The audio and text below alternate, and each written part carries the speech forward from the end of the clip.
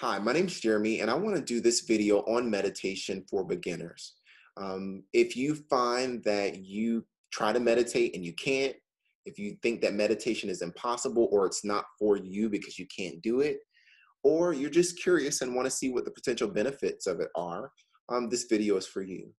I'm setting myself a timer so that way I'm not too long. It's something that I'm truly passionate about, so I might go off on a tangent, but I'll try not to.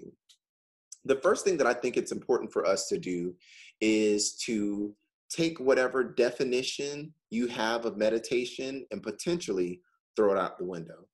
The reason that I say that is because when I talk to people who feel that they can't meditate, it's because they have this idea that you have to be super quiet, super still, in a certain position with your eyes closed, palms out, having this super deep thought of enlightenment or spiritual awakening, when in actuality, you define what meditation is. You define what meditation is so that way you aren't in constant pursuit of something that you've seen, right? Meditation in the movies or through media outlets is some monk sitting in a monastery in solitude or isolation that's been practicing for hours within a day for years, right?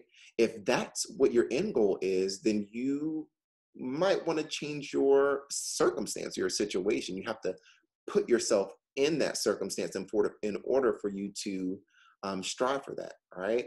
But if you are in a situation where you just want to get some peace and quiet, or you just want to become a better person and just maintain what you have, then define what you want meditation to be.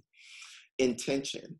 I think it's important to know your intention when meditating, so that way you have a pathway per se. You have an intended outcome. When you have that definition and you know your intention, then meditation becomes that much more easier because you've set the parameters for what you want meditation to be, and you know what your intention is. So I define meditation as creating that mental safe space in order for me to be vulnerable and raw and honest with myself, regardless of how bad it is, right? My intention is to become a better person, right? That's the lens that I'm looking at meditation through. How can I create that safe space for me to be like, you know what? That probably wasn't the best thing to do, right? So when I meditate, I'm not going in it for relaxation. I'm going in it so that way I can say, this is the trigger, this is the behavior.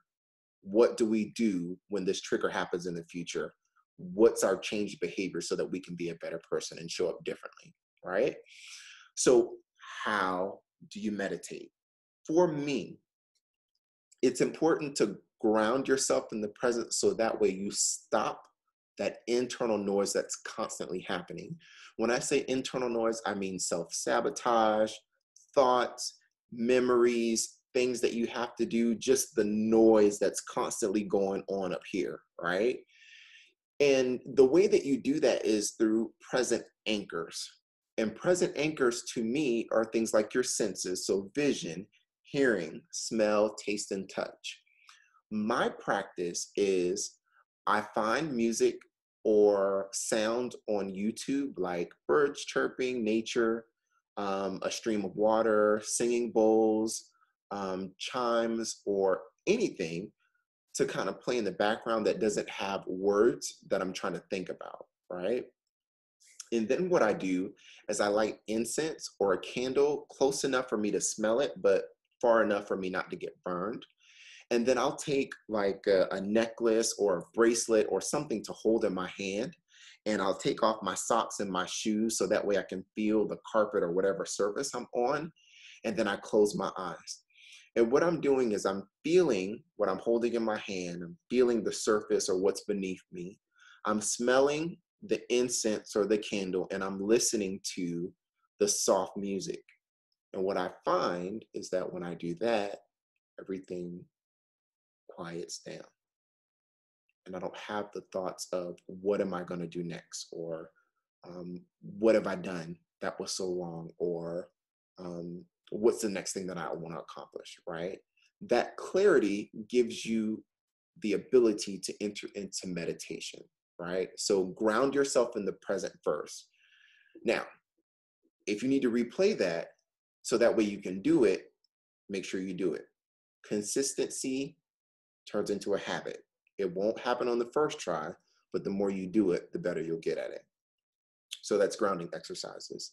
So meditation, the picture of Saturn, I want you to consider the ring of Saturn as the boundary that you've set, right?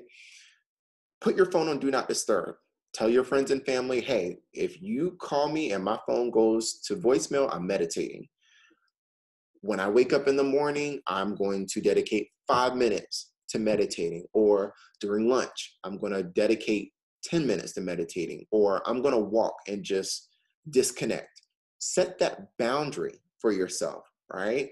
The body of Saturn represents the you being vulnerable, right? If you don't set that boundary, then you don't have that space or opportunity to be vulnerable with yourself, right?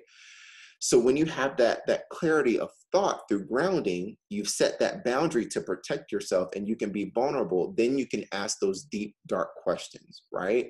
And it doesn't necessarily have to be deep and dark. It just, whatever it is that you define it as, right? For me, I go into meditation again with that intention of being a better person. So what I found is that circumstances and people bring lessons. People don't necessarily know that you're a lesson or they're a lesson for your life. They're just being people, right? So when people come into my life or when I enter into a specific circumstance, I say, okay, what's the lesson? Let me go ahead and learn the lesson and apply the lesson in my life so my life can shift, right? Within that lesson, there's a trigger and a behavior, right? When you're triggered, you have a behavior that the lesson is trying to change, right? And what I have found is that the faster that you identify, learn, and apply the lesson through identifying the trigger and then the behavior, the faster you kind of move through life, closer to what your purpose is, right? For me, at least, your purpose will always pull you towards it, no matter if you think you're on the right direction.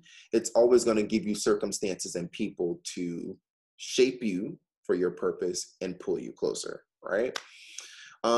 Think before you act. So when you know that there's a trigger and there's a behavior, don't go in life being not self-aware, because you'll end up in the same circumstance that you were with the same people or different people, right?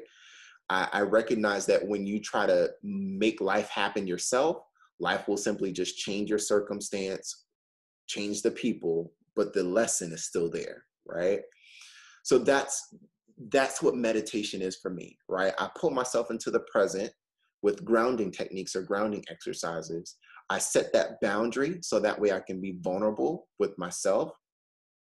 I replay those scenarios, not with the intention of throwing myself a pity party, but with the intention of identifying a lesson, learning a lesson, and applying a lesson by making sure that I identify the trigger and then the behavior. And then I'm always thinking before I act.